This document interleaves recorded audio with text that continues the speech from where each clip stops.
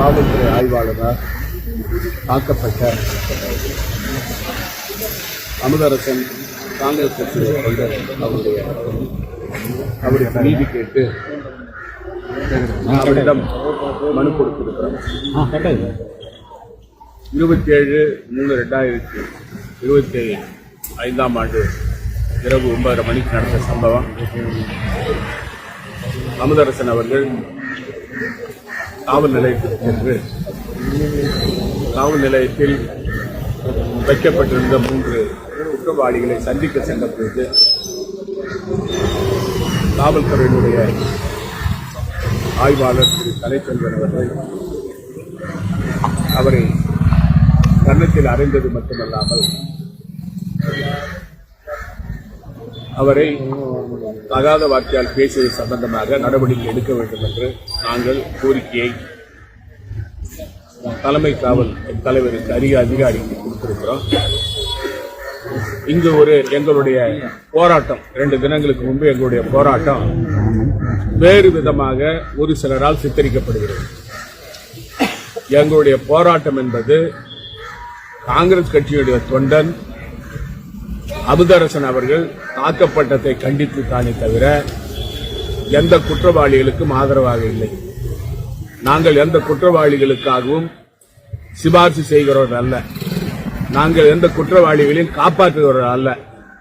நாங்கள் எந்த குற்றவாளிகளையும் எங்களுடைய வீட்டிலே வைத்துக் கொள்கிறவர்கள் அல்ல. இது எல்லோருக்கும் தெரியும். காங்கிரஸ் கட்சியை பொறுத்தவரையில நியாயத்திற்கும் நீதிக்கும் தான் போராடும். குறிப்பாக மரியாதைக்குரிய சபாநாயகர் அவர்கள் நேற்று பேட்டியில குற்றவாளிகளுக்கு ஆதரவாக காங்கிரஸ் கட்சி போராட்டம் நடத்துவது என்று விவரம் தெரியாமல், எதற்காக நாங்கள் போராட்டம் நடத்தினோம் என்று தெரியாமல் ஒரு தவறான கருத்தை மக்கள் மத்தியிலே காங்கிரஸ் கட்சியின் மீது களங்கம் விளைவிக்கின்ற அளவிலே பேசியிருக்கிறார். இது வன்மையாக கண்டிக்கத்தக்கது.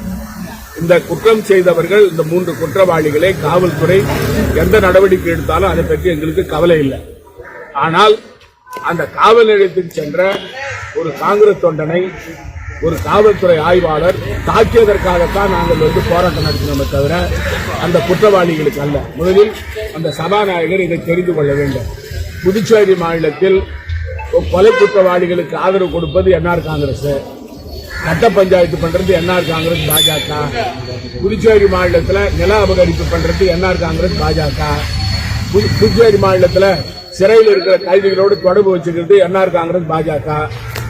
அதாவது மிகப்பெரிய ஒரு தாதா, பெண் தாதா, காரைக்காலை சேர்ந்த ஒரு பெண் தாதாவை கட்சியில சேர்த்தது பாஜக.